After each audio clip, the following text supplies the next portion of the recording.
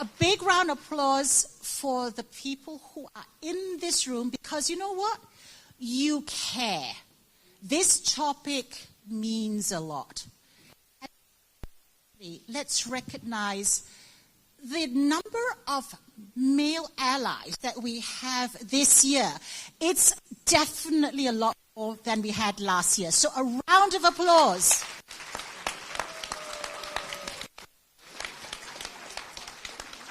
And you know, many of you have heard me say this. You are the enlightened ones. Welcome, everybody. And of course, you heard the introductions. You heard a wonderful presentation by Bandana. I think we were all moved.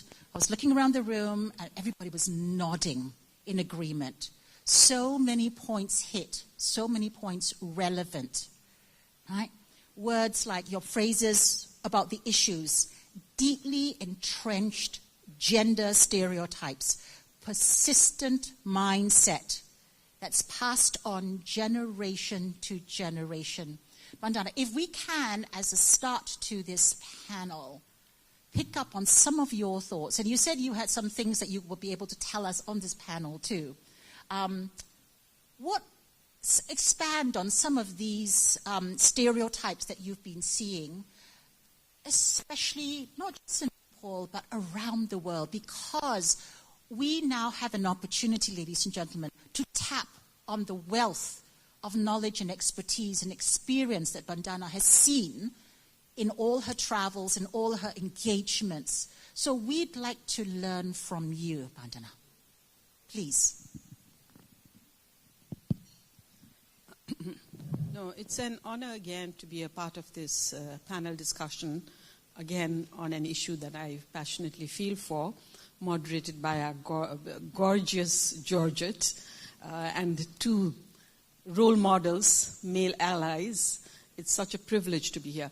Now, expanding on what I said earlier, I had mentioned that I was in Netherlands and I found my niche and, oh my God, I should use my expertise as a communicator to bring up these issues. But I returned. I went there through a scholarship through the Nepal television, which I worked for. So I returned a different Bandana. I had a voice, as I said earlier. I had an opinion. But earlier, all my seniors were male. There were very few women in television. And I actually, that's how I was taught to be, like you agree to what your senior male tells you. And whatever the senior male told me, I did my work and, said good to everyone, felt happy, contentment, not ambitious. But I returned with a voice, with an opinion. So I wanted to not belittle another person or shame another person, but as a genuine person who had learned something and want to exercise that, apply that. So it is in that intention that I wanted to change a few things. I was even given additional responsibilities, like I was producing a fortnightly current affairs programs, So I had. So when I tried to explain to the men's group mostly, saying that no, we could do this differently. We could do this way. Maybe this visual is more suited for this part. They didn't like it. They were so unused to it. So I still recall she went to a foreign scholarship or whatever.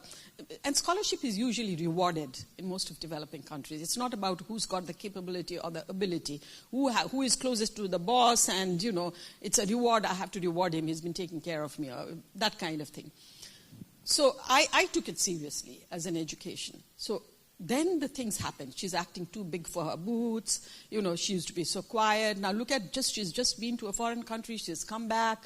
So as a woman speaking is not the usual thing. Is speaking outside of what you are actually supposed to do. And I had a terrible time.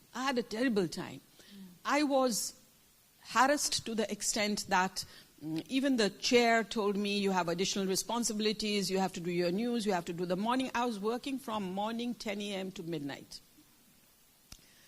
And there was not, and I felt so, I had to sign a bond of 5 years before I went to Netherlands. they make you sign that, you know. So I felt my integrity, so loyal to it. But I wanted to continue doing what I was taught to do now, you know, I was different. But I realized at a certain point, I cannot take this any longer. More and more work was poured on me, but there was no support. Support system was taken away. You know, so I had a family also. So I said, I cannot take this any longer. And I resigned from the post. I had lots of threat that I will pay back and you cannot resign. You have a contract of... and I even said, but I fought. I had learned to fight. I had learned to show my fangs and teeth, you know, which many didn't like it. So I learned to fight, and I said, okay, if I have to pay, I will pay back the Netherlands government because it's a scholarship. And I had done very well. The Netherlands government was very happy with it. You know? So I fought, but then the power of media sometimes, that was the only television at that time.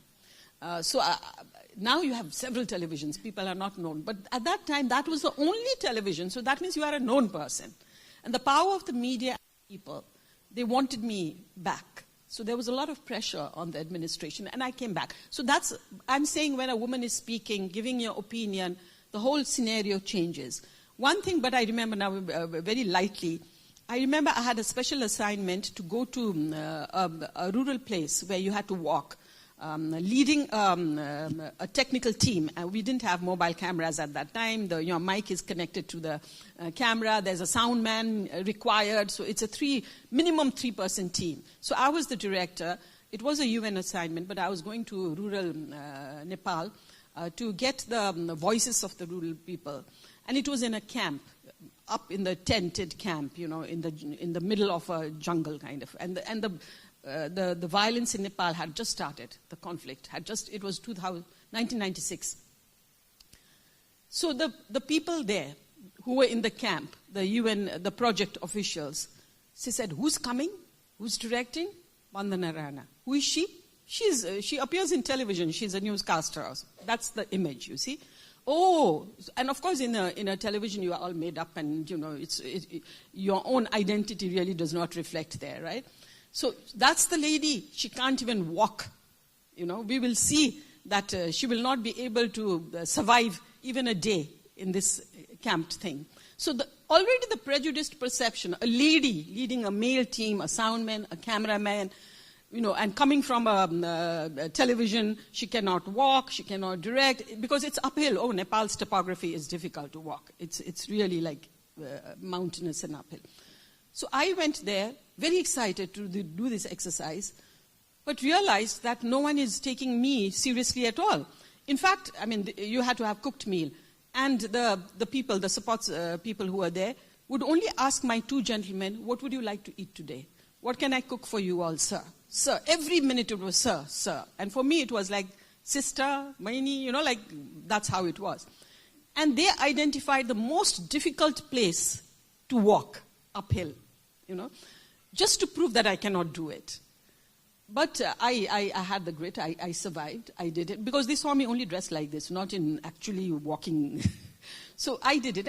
And then they observed that I was giving direction to the 2 gentlemen. From the 3rd day, that terminology changed. I mean, the embedded stereotype. They started calling me, guess what? Sir. Not madam. Sir. You see what I mean? Only a sir can do those things. So my whole gender changed, and they wouldn't say madam, no, you know. So they would then come and say, sir, what can we do? So I said, this is a revelation about how embedded it can be, you know, just to give you some examples. Now, it doesn't get more embedded than that, clearly. Mas, I'm going to turn to you now. You have been in your new role, how many weeks now? 8 weeks, 9 weeks? 1.5 months. Okay, a little longer than that. Okay, a little longer than that. But I'm going to put you on the spot because clearly you've been taking a lot of feedback and insights, not just from your team, but from the community and the NGOs that you work with. Your thoughts clearly on this issue, your own, I guess, impressions, you know, about the work that's ahead and what maybe needs to get done. I think there's inconsistency in what we heard from Minister's address from our VIP's address, Bandana's address, the sense that, yes, things must change, but the message is also it's going to take a long time. And we all know we're very impatient here in Singapore. We want things done quickly. We believe it can be done quickly. So how do we speed this up, Moss? Okay, firstly, I just want to say thanks to the organizers, CEDAW, for having me here. It's really a privilege to be in this room talking about a very important topic. And Ms. Bandana, thank you for a most inspirational, very emotive speech. I could feel a tear coming down, really. And to be frank, many of the examples shared triggered me in terms of thinking back how my own experiences growing up, looking at my grandparents, my parents. I'll speak more about that later. Frankly speaking, when I first got the invitation to come and speak on this panel, I was a little apprehensive. Especially knowing my background. I came from the armed forces, so one would say that's a very male-dominated area. And perhaps speaking on gender equality is not something that's natural to me. At least that's not foremost on my minds prior to this new life of mine. But I think over the last 4.5 months, I think it's really struck me as something that's, gender equality is something that's important for us to pursue. I'm a father of 3 young children, 2 girls, 2 younger girls, and definitely the opportunity to be able to shape the kind of world that they are growing up in, and they will grow up to be young, mature, confident women. That's an opportunity that I will cherish. I would say, looking at the current state of gender equality in Singapore, I am fairly... Okay, so a slight departure from what Ms. Bedok said earlier. I am actually fairly glad by what I've observed, actually. I recently went to an APEC Women and Economy Forum in Korea. And that's where many countries were actually sharing many of our experiences. And these are not just Asian countries, but also from Australasia. And in terms of comparing our various experiences, comparing data and statistics, actually Singapore seems to be doing fairly well. We are definitely not starting from zero. And in fact, we have fairly good grounds in terms of our literacy rates, in terms of our IHL attendance rates. In terms of our female resident employment percentages, actually we are very high. In fact, as I was reading out the national statement for Singapore, I felt a little bit shy because it felt like humble bragging. But having said so, there's actually still quite a lot that we need to do. Statistics are statistics about the lived experience in terms of what people, our women, in fact men, experience as they are in the workforce, for example, in schools, for example. I think there's still a little bit of work that we need to do as a country in that space. Where do we need to improve? So perhaps I'll touch on what Georgette posed in terms of the next question. Areas that we need to improve, I think one is STEM, like what we mentioned earlier.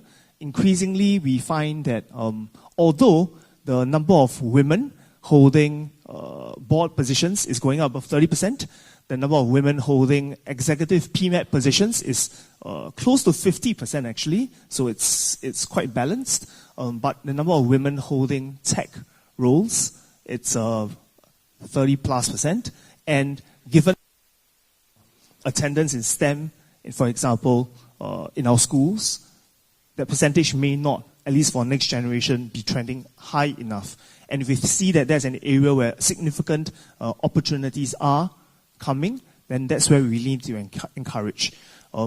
Because my personal belief, and I think from a national perspective, the key thing here is we want to push for equal opportunities for all our women, actually for everyone, equal opportunities. Because in Singapore, what I've seen is, and my lived experience is also one where actually a lot of challenges, there are a lot of competition. We want to allow for every single individual all the opportunities to pursue maximum potential, realize individuals' aspirations, dreams, and goals. And where we are able to allow for individuals to pursue that freely, equally, then that's where everyone realizes individual potential. As a country, we are then able to maximize our collective potential. And in a resource-scarce, manpower-constrained, and knowing our demographic trajectory, we need everyone to be able to do their best. And therefore, we should push for equal opportunities and therefore gender equality. So I think that's the first part. But to be able to do that, actually what we also need to do is to be able to encourage open conversations and proper public discourse. That's something important, because it's not just about economic conversation, right? It's also about a social conversation within our families, between every couple, between parent and children. What kind of conversations, what kind of norms are we seeding in the next generation? What kind of behaviors are we encouraging? And I think it's important for us to also be able to have open conversation, build trust, build a stronger relationship, and between both what is economically viable and encouraging proper, healthy social norms to build, we're then able to really encourage everyone to pursue their maximum potential and aspirations. So I think the social conversation is important. And to be able to do that, I think the answer was alluded to earlier. Role modeling, I think, is very important. What are parents? And this one, I think it's a partnership. It's titled Masculinity, Male Allyship, but I think it's a partnership. I see it as a partnership between husband and wife, between men and women, to be able to, at least within a family when we raise our children, to show what a positive role model, joint collective conversations, discussions about how we want to lead life and bring up the children should be. As an example, before I stepped into this role, I had a really long conversation, before I joined politics, I had a really long conversation with my wife, and it was a collective decision, and only with her support was I confident to step into this role, because it was significant change to lifestyle, to responsibilities, and we really needed to cross-load and share what each other can and cannot do. What I used to be able to do at home, I may or may not continue, and therefore she needed to help me fill in some of those roles as well. So it was really deep conversation. After conversation with our children together, and I think through that portrayal was something that we wanted to be able to show that between daddy and mommy, we sorted out how things will be, and we wanted to get their buy-in and consent. And I think it's that collective persona of how we educate the next generation that is important through role modeling. And a lot more public discourse, conversations like this will then allow us to shape norms even faster to expedite the shift. When I think back to what many of the examples that Bandana shared earlier, I can actually imagine my grandparents having that conversation. In fact, growing up, I was quite close to them, and I heard some of those mental models being shared.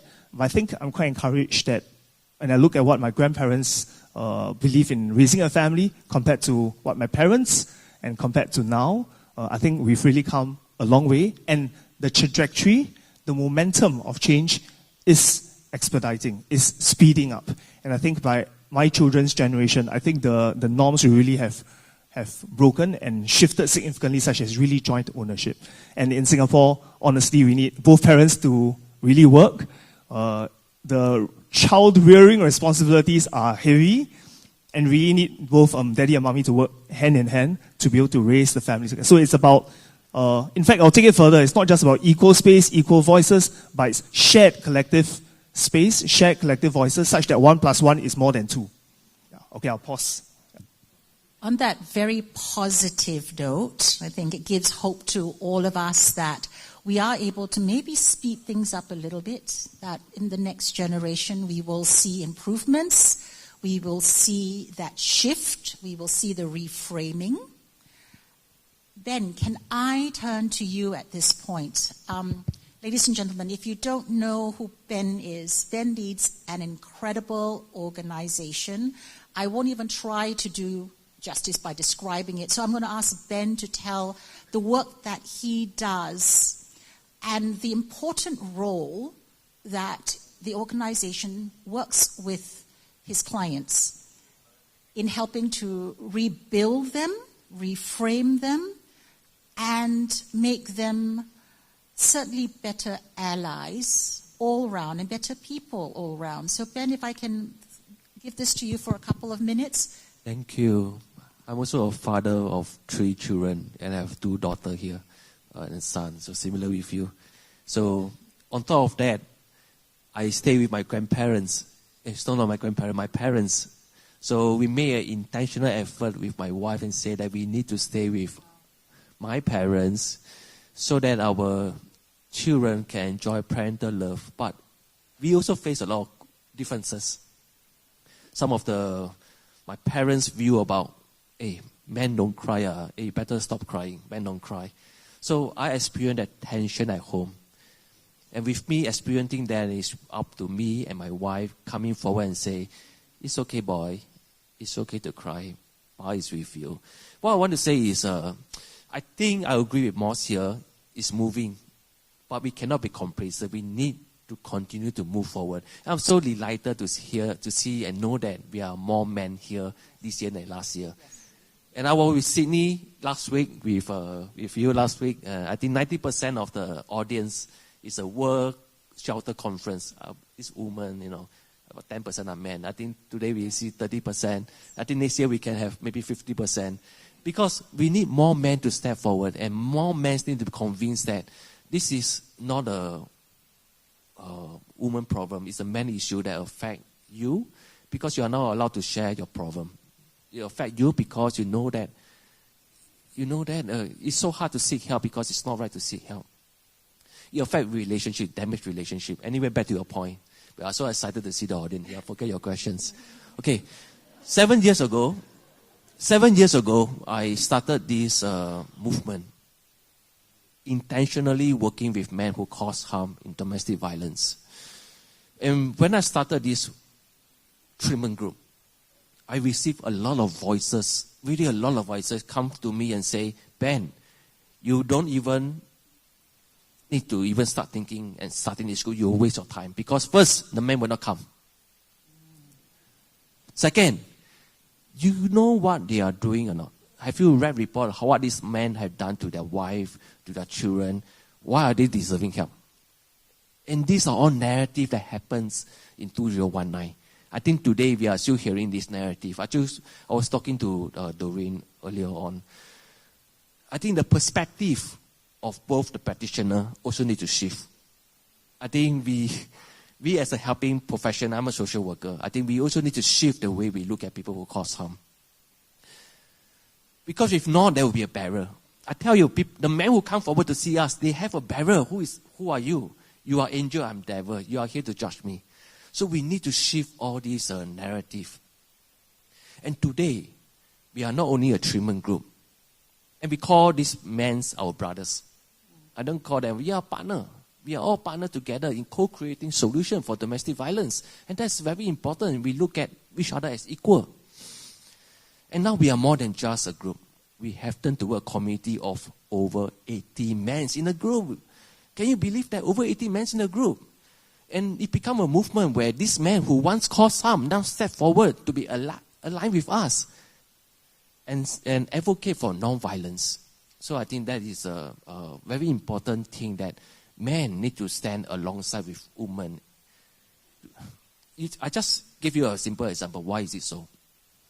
If I put a woman here talking to an audience about woman issue, the male in the audience will tune out. But you have a man standing in front of you with lived experiences who share story of non-violence, share story of respect. I think the man and the boy are better attuned to this message. I think they can better receive all this message. Thank you. Thank you for the work that you do, Ben. It's awesome. And clearly, it is about partnership and it is about communication. I think there's a consistency from all our panelists as they speak. It's about communication, stepping forward. It's not just women helping women. It's women helping the men also. But clearly the men standing next to the women. Not because she needs the help, but because together they are stronger, clearly. And the benefit, of course, is for the children. we talked a little bit about, and I'm so grateful for Minister for mentioning the statistics around women in STEM. So I'm going to quote a number that I think you all will find very interesting. That was a result of some recent research undertaken by United Women Singapore around allyship, the issue of allyship for women in STEM specifically. 47% of men think it's important or very important to achieve gender equality. 47. Okay? 59% women think that. So there's clearly a 12-point difference already there. When the men are thinking it is important, and it's close to 50%, we're all thinking that's not a bad number, it's a fairly healthy number. But there alone we see that even in STEM, that very narrow sliver of a stream, we see that there's a difference there, and we need to rectify that. And clearly, one of those areas relates to allyship. One of those areas relates to healthy role models. Bandana, if I can ask you to speak on healthy role models and what you're doing in Nepal, and you've seen, again, around the world that maybe we can be looking at ourselves. Thank you. No, I'm honored to be standing or sitting with some of the role models over here as male allies. Because, earlier in my presentation I had mentioned to you about this woman in the rural Far West who did not want to use the domestic violence law and challenged me that you should change the mindset of the men in our homes. So that was what triggered me 2010 to think that I need to work on engaging men and boys. But I had no idea how to do that. At that time, engaging men and boys was not so vibrant, so I had no idea. And of course, every project needs resources, money, donor, and it's a long process. And I didn't have that. And the government, of course, would not be keen enough to support me monetarily. But a football game was going on. It was an international football tournament. I think it was Asia that Nepal was hosting. And it was semi-finals, and Nepal was contesting between one of the Asian countries. And the whole of Nepal I saw was so united in their prayers to pray for Nepal, regardless of gender, class, age, color, whatever, But they wanted Nepal to win. I'm talking about the Nepali community, of course, Nepal to win. And then the media coverage was so intense, The whole media is there. The stadium is being covered. It's live telecast. The MC is talking. The banners are there. Most of the banners are, of course, of sponsors. And suddenly it struck, and predominantly it's the male who are playing. Of course, it's a male football game. And the predominant spectators are male, though female is also very interested in it. But I said, oh my God, football is such a powerful medium. If only I could tap this power of football. Perhaps it would be a medium to bring role models as male to bring up. And then I started. I said, okay, how do I approach? We have this All Nepal Football Association. They had district associations in 49 of the 72 districts of Nepal. And I started studying. I had no interest in football, but I started studying. What is their language? How do they perform? How do they function? So it's very important to know that, to change the mindset. How does your mind work?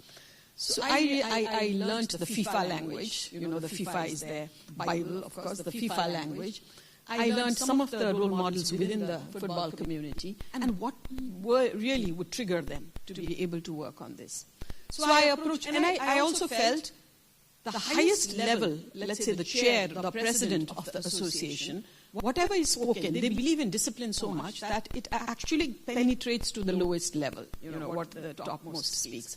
So I approached the association and said, I'm very concerned. I think you all are very powerful. It's a good medium. Let's partner with this. He was aghast, he said.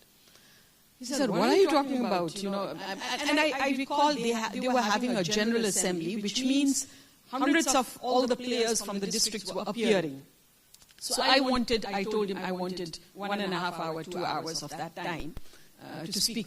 He was aghast. He said, my players, even when you talk about sports and football, will not stay for 2 hours to hear a lecture, leave alone one in women's issues on violence against women.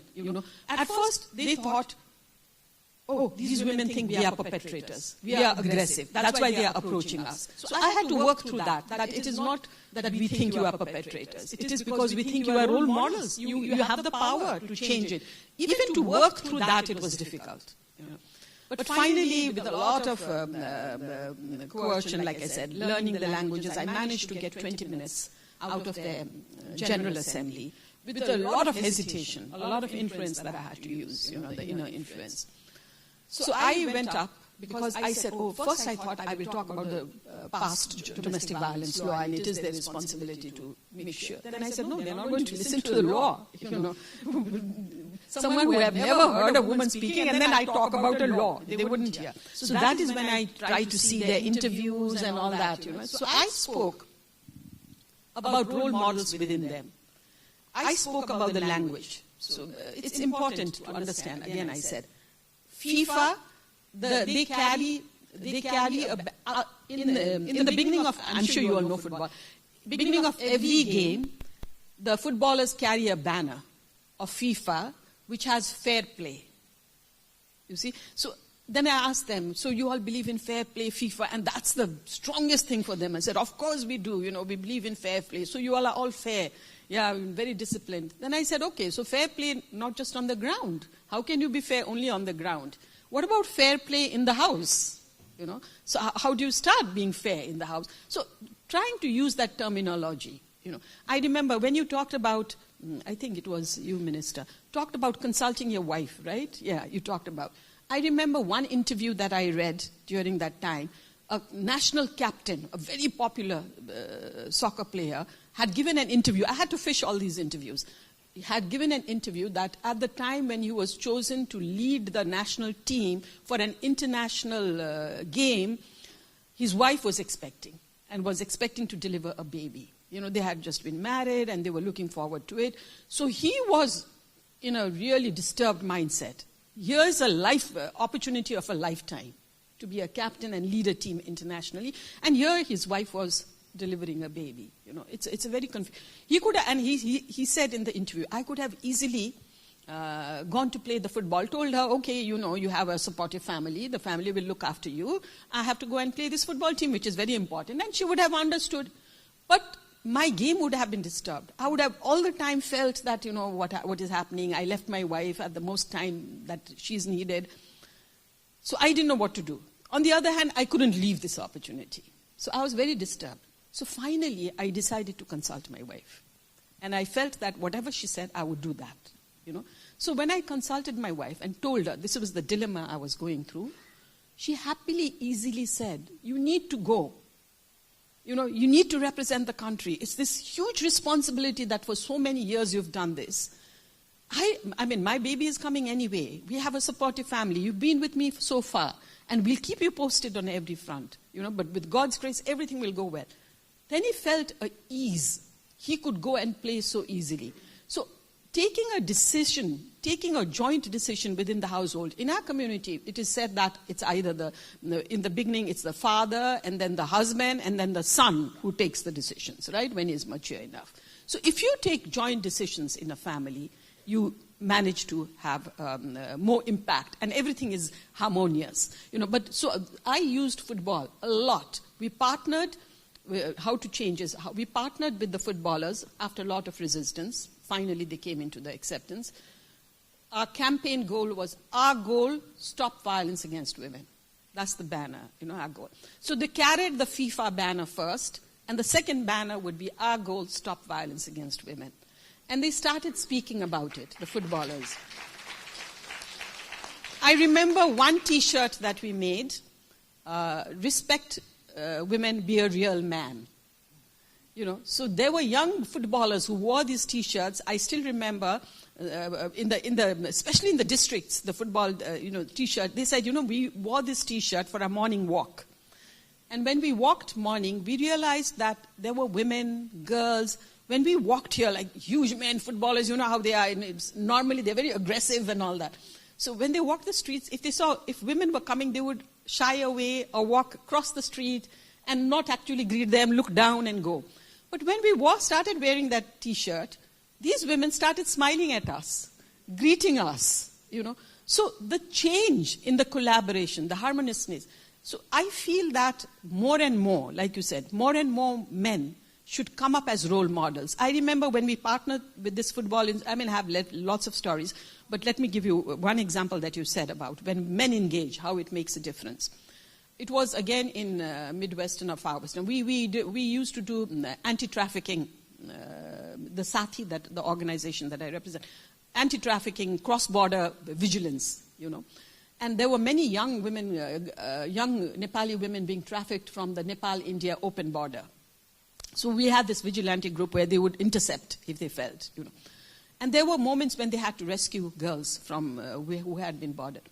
They realized that when they started partnering with this District Football Association, when the District Football Association accompanied them, working together, men and women, it's not separately, accompanied them to a police station, the police, the chief district officer, the chief attorney would listen more carefully and the justice would be more speedy.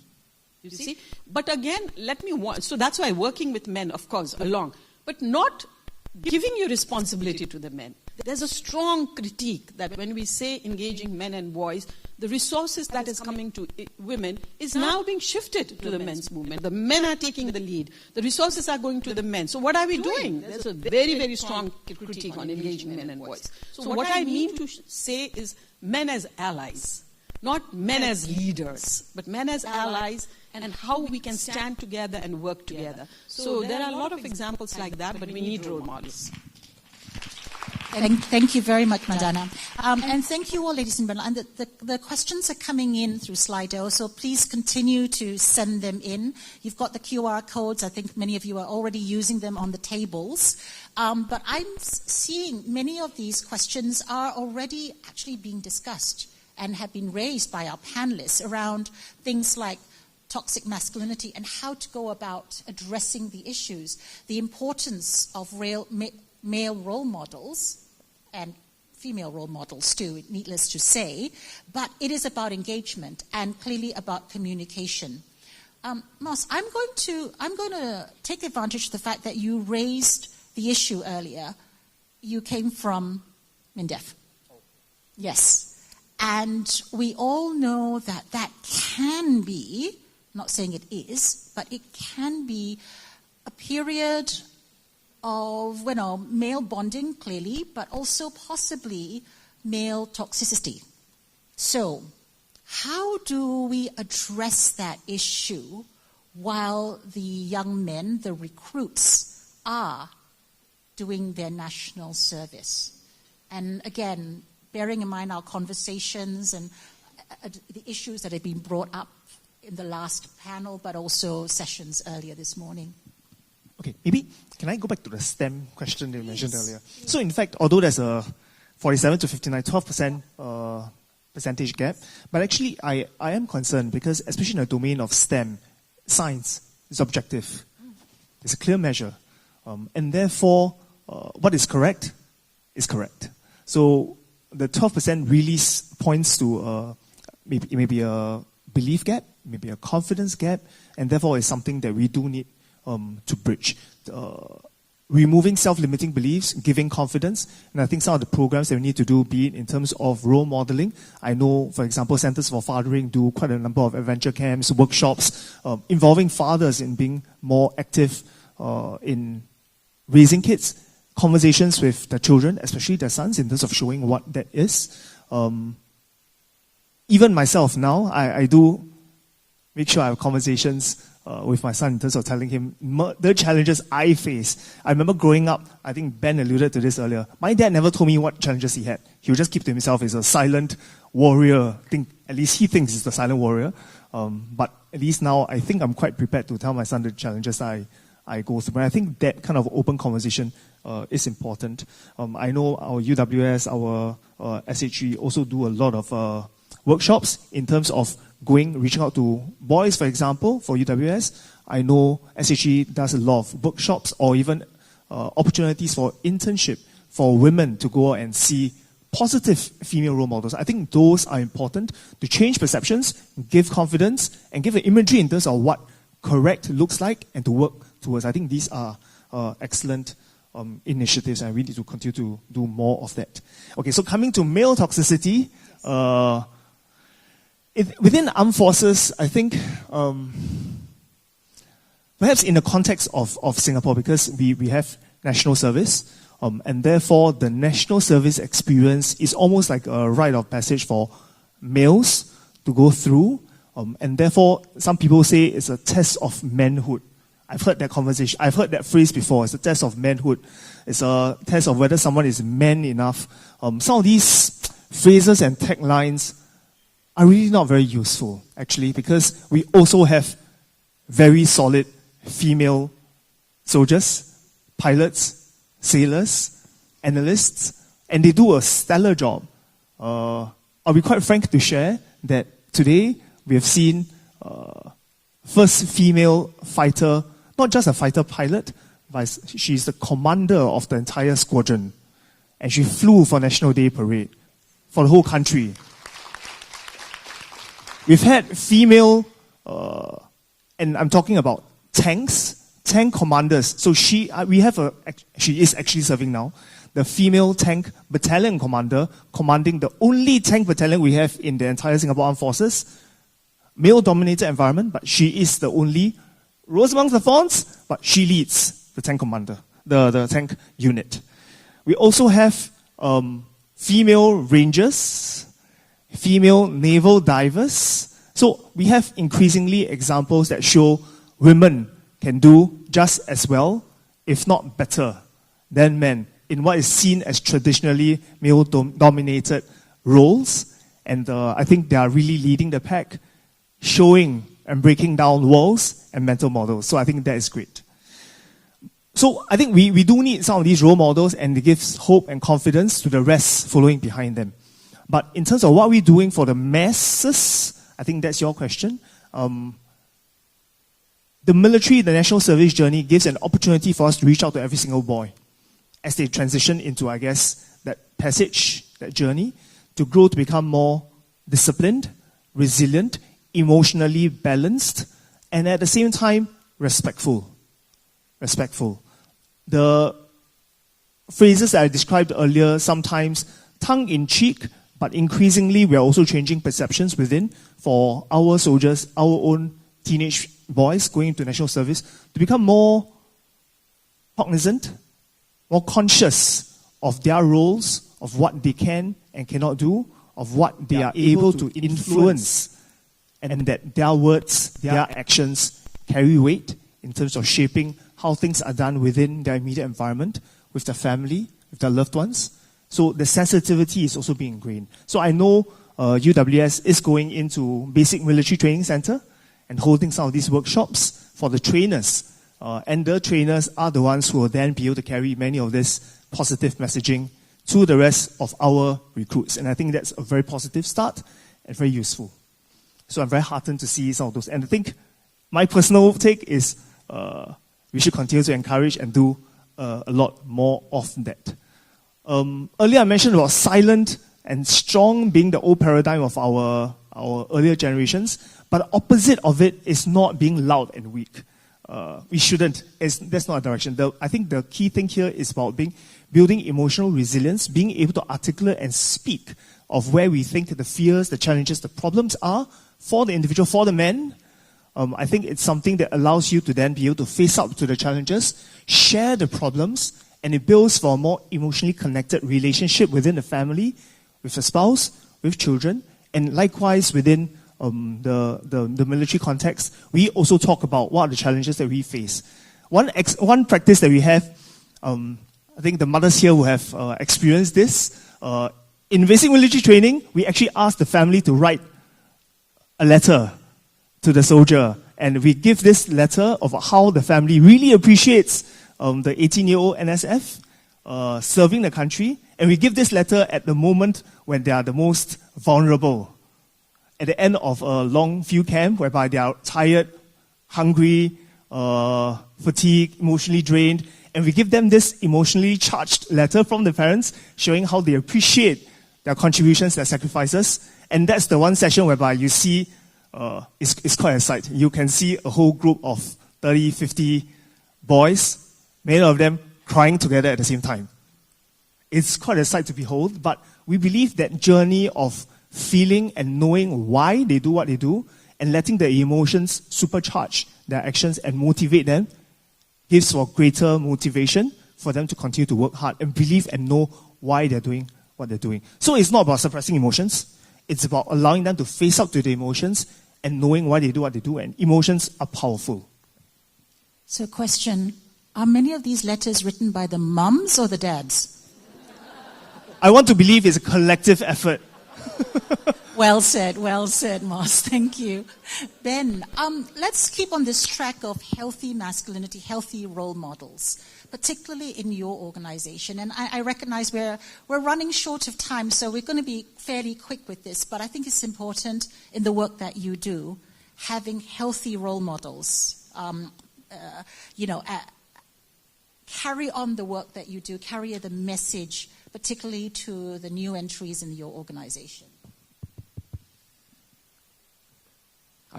I am watching the time, and it's okay. And I want to be concise and sharp in sharing what I want to share. I think we need to believe, if you believe that gender-based violence are learned behavior, it will mean that it can be unlearned. But many of these toxic masculinity beliefs actually have been quite rooted and maybe also embedded in culture, part of it.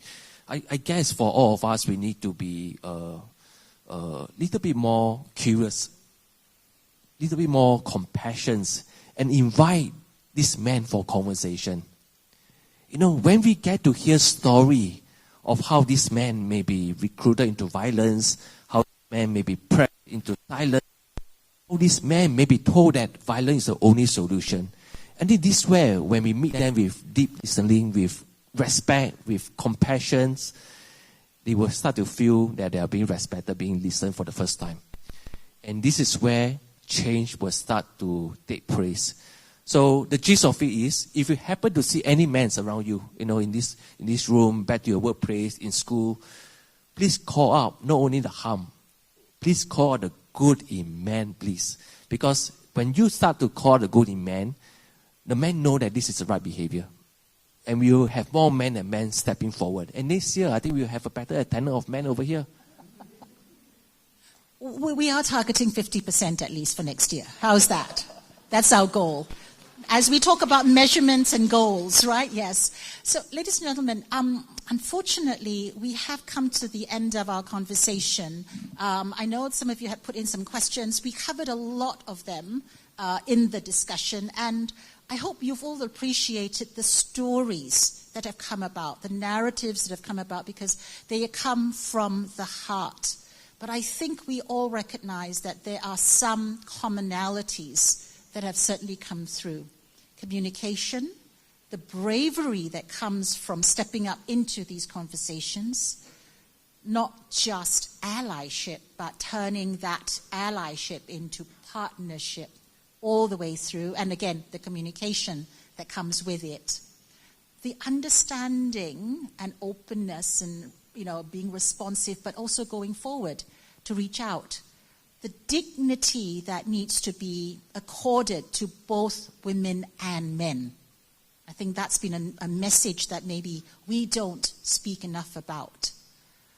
But certainly, I think the fact that we're all here, we're all focused on this conversation, you all haven't stepped off and gone off to get coffee, the fact that you're all seated here listening, I think speaks to the fact that this is something we will all be working on.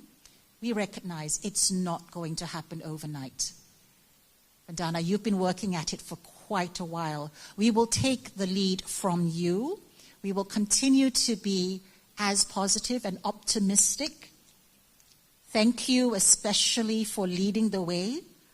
But Moss, also thank you for, from a government perspective, the partnership that you extend, your team, who are seated over there, extends to all of us in this room. And here we have in the room not just the CSOs and NGOs, but also the private sector. And I think we haven't even come to the fact that they play such a critical role in support at work, at home, and in changing the mindset. So, ladies and gentlemen, please, a round of applause for our awesome panel and their sharing.